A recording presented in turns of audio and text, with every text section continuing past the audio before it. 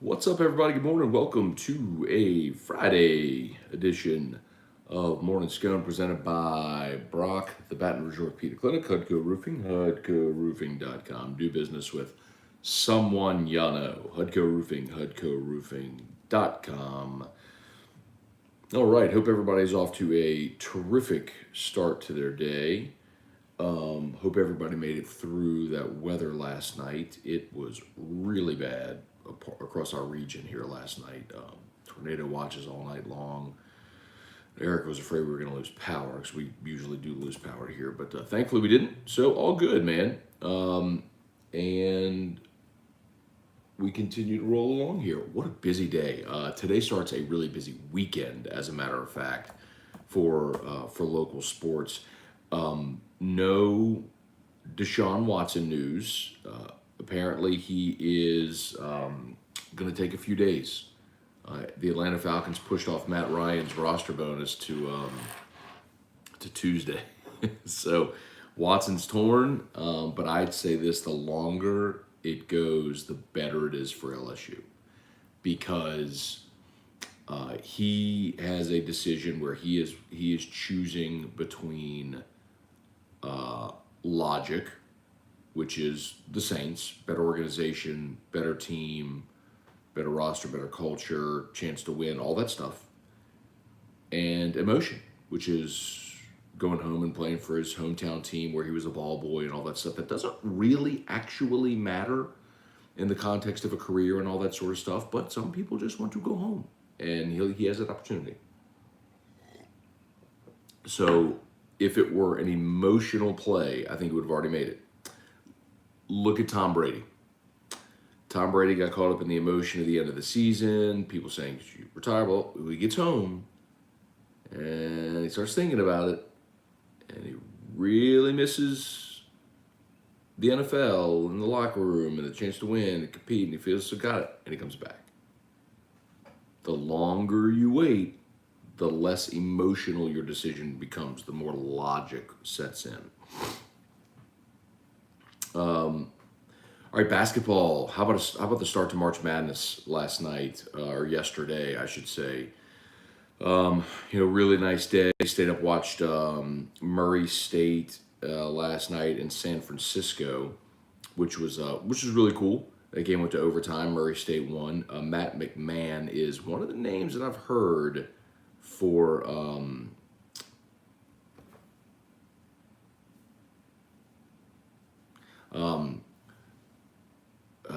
Matt McMahon is one of the names I've heard for mentioned early as a possibility that LSU could target. He's the head coach at Murray State, so if you're interested, keep an eye on them. So what a huge weekend. You've got LSU tonight against Iowa State, LSU baseball tonight against Texas A&M, opening up SEC play. The Lady Tigers open up the NCAA tournament this weekend as well at the Maravich Center. The LSU gymnastics squad, the SEC meet is this weekend in Birmingham. Softball is played. So, man, a ton going on this weekend. Just a gigantic weekend. Okay, say some good mornings here, see what y'all got. Hey, Deborah Cowart, good morning. Patrick Burglass, Randy Bennett, Shelby Kelly. Feels like the longer it goes, the worse it gets for the Saints. I disagree, Shelby, for the reason I just explained. Flipped it on its head. I think if he were going to make an emotional decision, he would make an emotional decision quickly. The longer you wait, the more logical the decision becomes. Matt Godwin, good morning. Jason Horn, good morning. Hope Drew's feeling better. Thank you, Jason. Yeah, he's doing okay, man. Thank you. It's really just making sure he keeps getting medicine for his pain to tolerate it till it starts feeling better. But his spirits are good. Brian Wynn, good morning. Let's see, Patrick, would you think if LSU pursued Virginia Tech's basketball coach? So here's the sort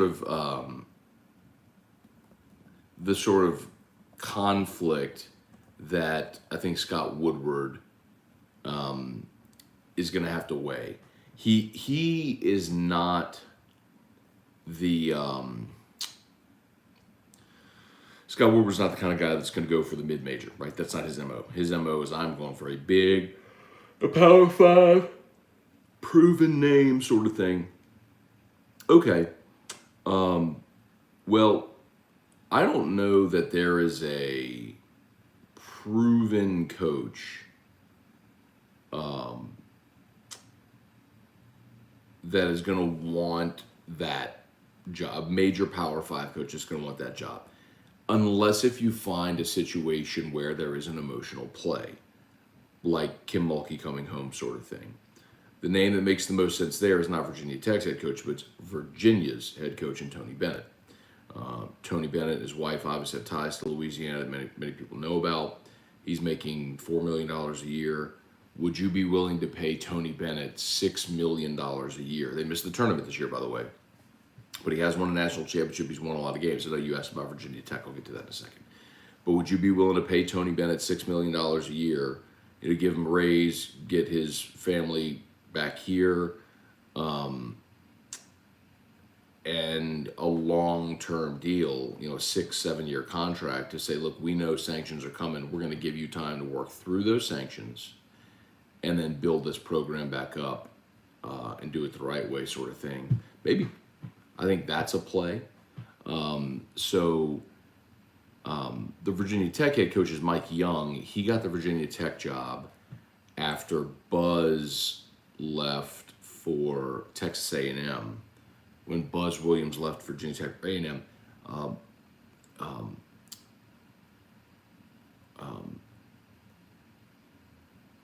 Mike Young had been at Wofford. So he went from Wofford to Virginia Tech. He had been at Wofford for a long time. Let me see.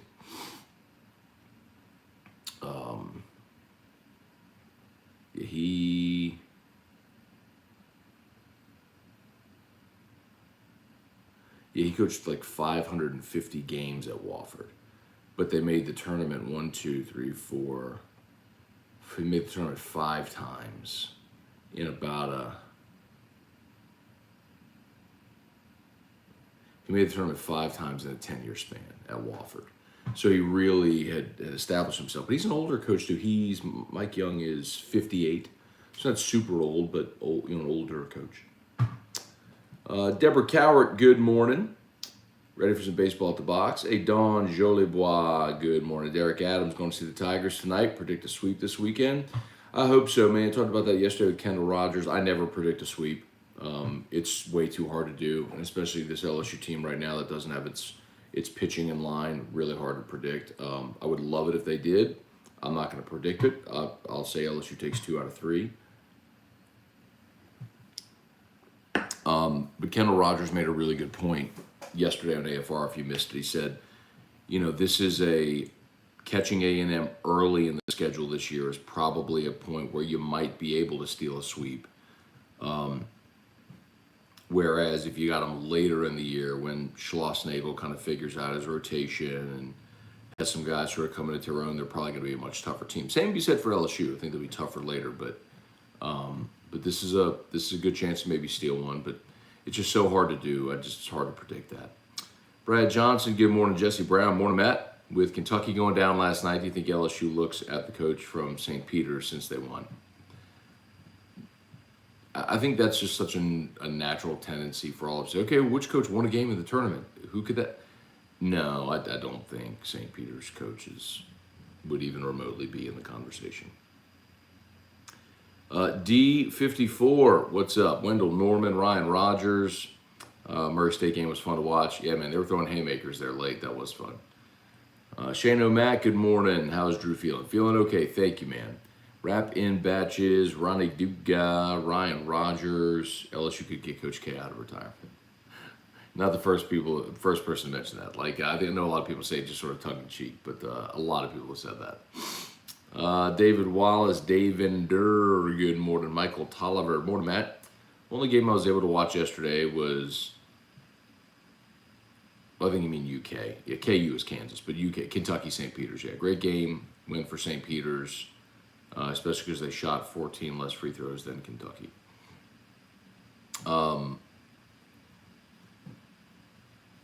Yeah, man. Anytime you see a 15 beat a 2, it's pretty stunning, isn't it? By the way, Mama Scone, her national champion, St. Mary's, is still alive. St. Mary's a 12 seed. Did in fact win their 12-5 game. So St. Mary's lives to play another day. And Mama Scone, her national champion, lives. I had Kentucky in the Final Four. My national champion, though, is Duke. I had Duke, Kentucky, Arizona, and I went super chalky. I think I went Duke, Kentucky, Arizona, and maybe Kansas.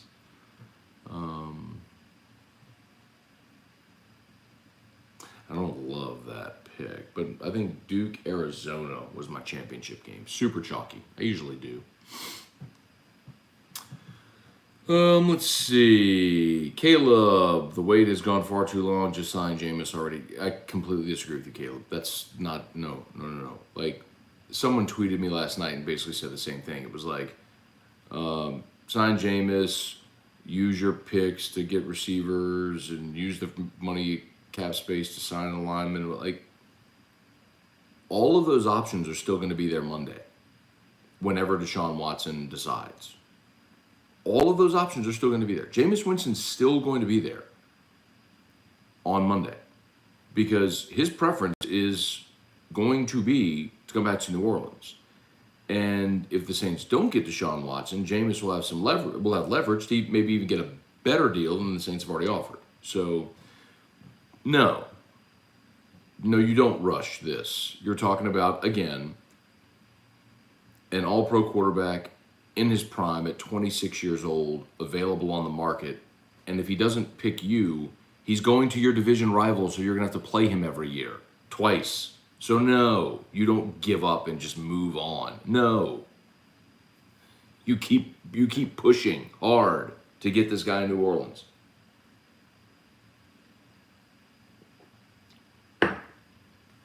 Thank God you're not making decisions. Jesus. Michael, yeah, UK, I've only had one cup of coffee so far. It's funny, man, how, like, I'm the same way. My body is now just so dependent on my morning cup of coffee. It's like, if I don't get it, it's just like... James Metvin, morning, Matt. Hard to believe Kentucky lost, but it's a tournament, man. Michael Tolliver, annoying to have to wait this long because if he chooses... But if he chooses the Saints, it'll be worth it. Yeah. I'll tell you who should be most annoyed are the other free agents. Because, like Teron Armstead, he's in a holding pattern. Jameis Winston, he's in a holding pattern. There's a lot of people who are basically just waiting to see what Deshaun Watson does, because only when he makes that decision will their future come into focus. Hey, Don, good morning.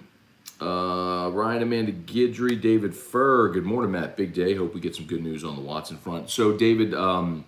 last night, you must have missed this, so I'm sure many others of you did also. Last night, Deshaun Watson, report from Schefter, was that Deshaun Watson is going to take the weekend to decide.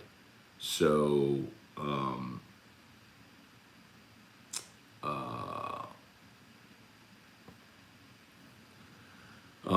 Josina Anderson tweeted, the who's who of Atlanta, from Braves, Hawks, the music world, including Lil Baby, Quavo, they've all reached out to Deshaun Watson to let him know that they want him home. And then Schefter tweeted,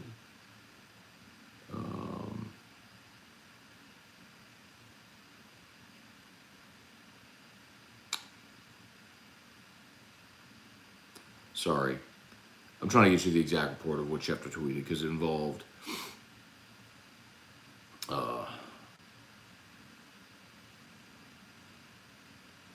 here you go. All right. The Falcons have pushed the $7.5 million roster bonus due Friday to Matt Ryan to Tuesday, giving Atlanta the extra days to hear Deshaun Watson's decision, be able to trade Ryan if necessary per league sources. I find it very hard to believe anyone's going to take on Matt Ryan's contract. I don't know how they can trade Matt Ryan.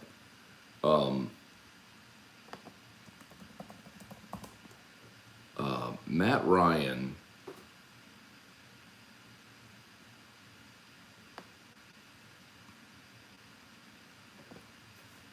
Matt Ryan carries a $48 million cap hit this year.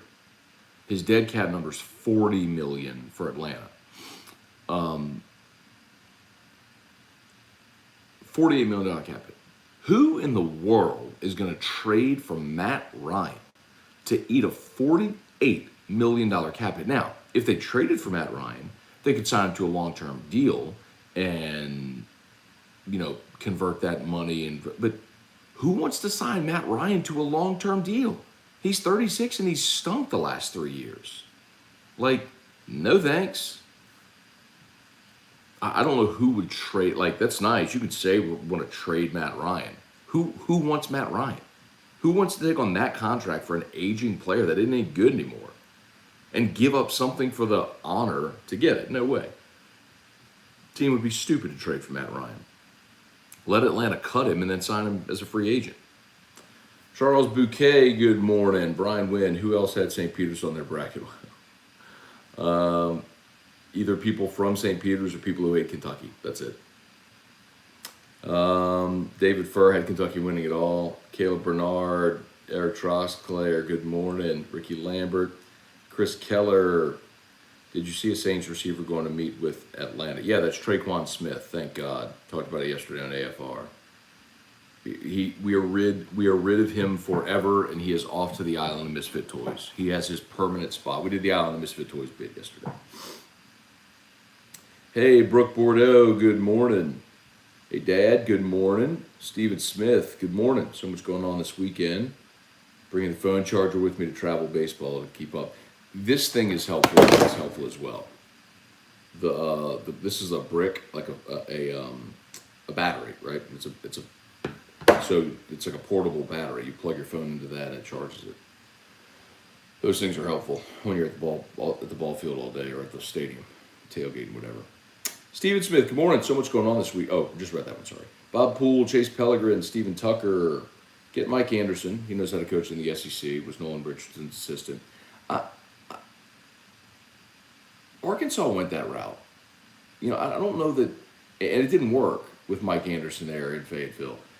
They tried to sort of rebirth the 40 minutes of hell thing. It just didn't work. I don't know that I want to retread. So what is Mike Anderson doing right now anyway? Some people said, what about Andy Kennedy? He's at UAB.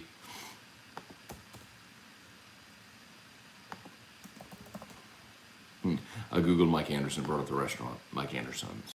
So he's at St. John's right now. Mike Anderson's at St. John's. 62 years old, man. No thanks. That's not appealing at all. Kenneth Kyle, morning, Matt. Do you see pretty much the whole basketball team roll over, new coach hit the portal? I think you mean turnover.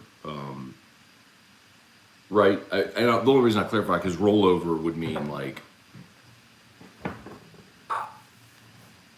they would probably stay. Like when you would roll over your minutes to the next month, you'd keep them, right? I think you mean would they turn over? Like would everybody leave? Yeah, I think there's going to be a really good chance of that. The other thing I'll tell you too is keep in mind that any coach that comes in, like Will Wade did, may want to bring their own guys in. Now, again, if you're facing a postseason ban, which you most likely will be, it's going to be really hard to recruit players here. Just flatly. If players are playing college basketball, they're going to want to go where they can develop to get to the NBA and have a chance to win a championship. And if you're not in the postseason, you don't have that possibility. It's going to be a hard sell. It can be done. Look, Bill O'Brien did it at Penn State.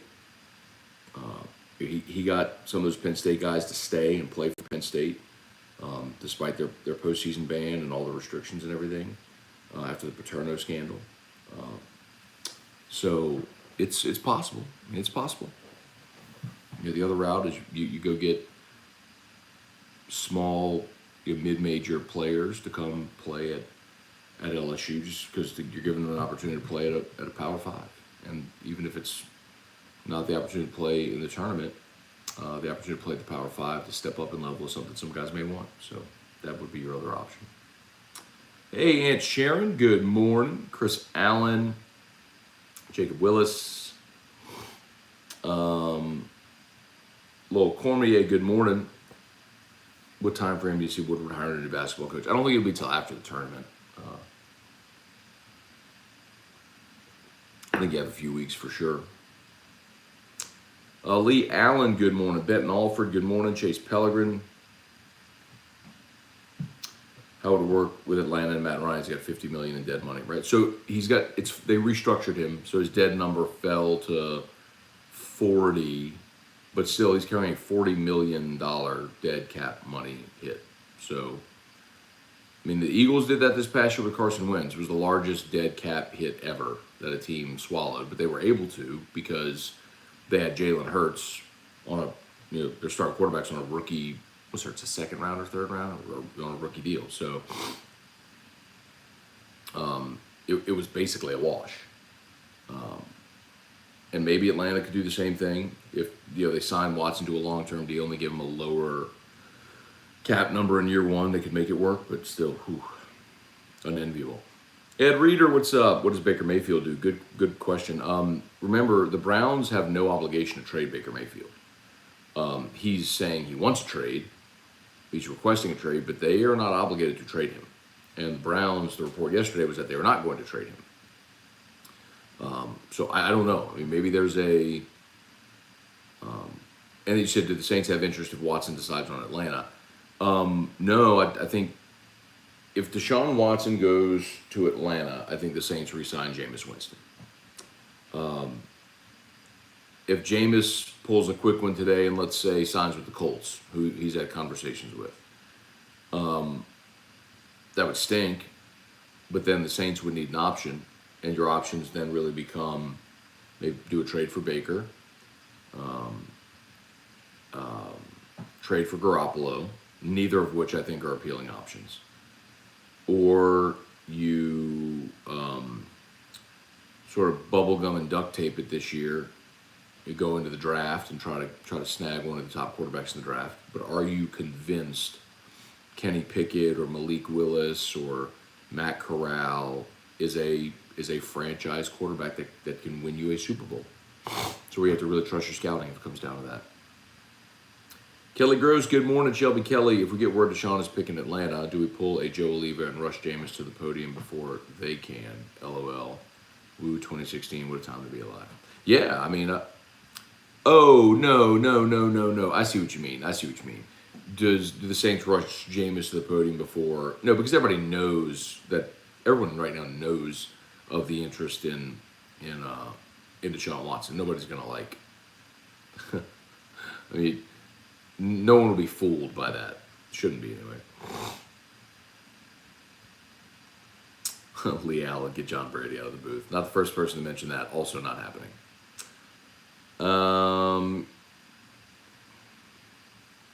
Kenneth Kyle, Matt, what do you want to see the most from LSU football practice in spring? Quarterback. I want to see Jaden Daniels. That's easy. Jaden, I mean, I know what you got at receiver. Of huge importance is figuring out your offensive line. I mean, you lose 4 starters, and there's no guarantee Cam Wire is going to win a job. You got the 2 transfers coming in, possibly a third, depending on what happens with the kid from Vanderbilt, Steen. Yeah, offensive line. I mean, you got to figure out that rotation, right? Transfers on defense are going to be interesting, especially at cornerback, but mostly quarterback. Because if Jaden Daniels establishes himself, I think Miles Brennan's transferring. So I would love to see that finished and not lingering into fall camp. I would love to go into fall camp knowing who your starter is going to be.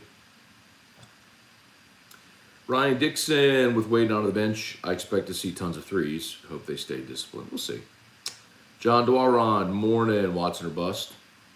Thomas Lamont, do we know who's starting tonight in Money's place? We do not. And Thomas, remember, Money has not been scratched yet. I think it's an important thing to note. Jay Johnson even said it yesterday. That everything's on the table for Blake Money, from not pitching to starting and being on a pitch count to coming out of the bullpen to just regular outing. So they have not ruled him out yet. I mean, Jay Johnson met with the media yesterday afternoon, and I'll tell y'all, on Wednesday, Blake Money went through his regular throwing day. without any limitations. So I think they're waiting. They're being very cautious. They're trying to wait to see how he feels. But if he wakes up today, goes to the park, feels good, like normal, and is throwing without pain or any restriction, let him pitch.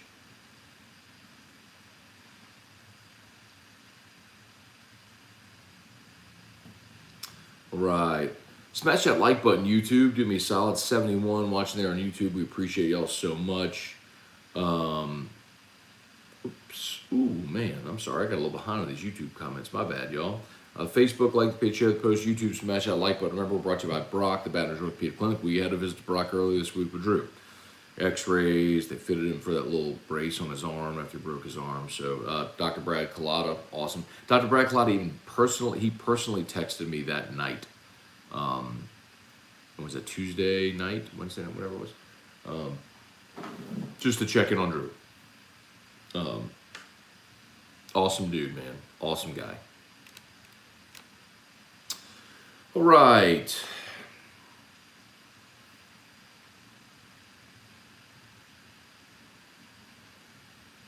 Michael Toller, first round pick doesn't guarantee getting great players.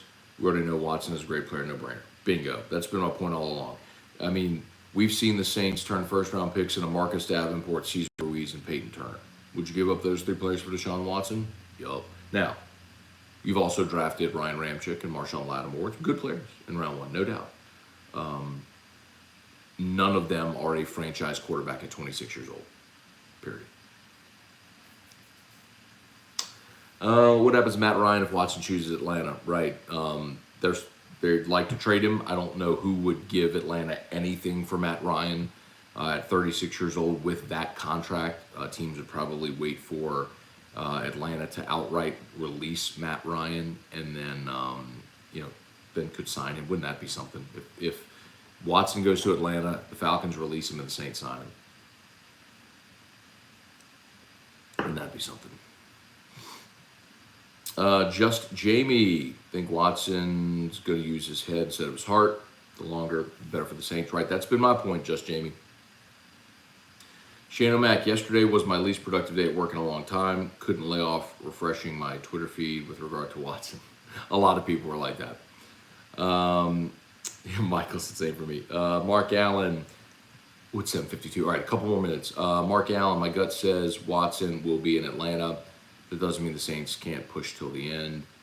Brown Bear 765. I've heard from Saints fans that they would give up their season tickets and stop watching Saints if Watson came. So many up in their fields, and they're lying to you. When the Saints tee it up and kick it off, and they're winning, they'll be watching. And I will remind you, like I need to get a prosecutor on my show to explain to people, like, do you realize a grand jury, like this isn't like a court proceeding with like a jury of 12 members and like a grand jury, the defendant is not present, a judge is not present, and oftentimes the grand jury may not even know who the defendant is. They're just, and all they need to bring charges is probable cause. That's it. The only thing a grand jury needs to levy an indictment is probable cause. It is the most minimal standard possible. Probable cause is a police officer sees you swerving, and so he pulls you over and wants to do a blood alcohol test because he saw you swerving on the road late night. Like, probable cause? Look, man, it's late night, he's driving, swerving. I mean, could he be drunk? Sure, let's do a blood test to find out. Like, it's the most basic standard. And that's all this grand jury needed, was the most basic standard of, is there probable cause to think Watson might have done this, which would warrant bringing charges? And the grand jury didn't indict him. Like, y'all, stop convicting this man in the media. Stop convicting him on social media. Like, how many cases throughout history do you have to see of people wrongfully confused to see that it does happen, where people of status with money and power and fame get wrongfully accused, they get extorted. It happens. Like, I'm not 100% telling you what happened here, but I'm also not telling you the man committed crimes. I would just hate if the shoe was on the other foot, or if that was me, and somebody accused me of something, a grand jury fails to indict me, and the whole world thinks, no, he's guilty. Well, we went through a 6-hour court proceeding with witnesses and evidence, and a grand jury said there's not even probable cause to bring charges against this guy. Anyway, all right, I gotta go, y'all. It's 7:55. I gotta get Drew up. Gotta get him to school. Y'all have an awesome day. LSU Daily is already live. I recorded it last night, and I forgot to wait to publish it to today, so it actually published last night. But anyway, LSU Daily is live podcast. Please subscribe. iTunes, Spotify, it's all there. And AFR3, right, Radio Hour, all that stuff back today. We're looking forward to it, and we'll see you then. Peace. Smash that like button on your way out.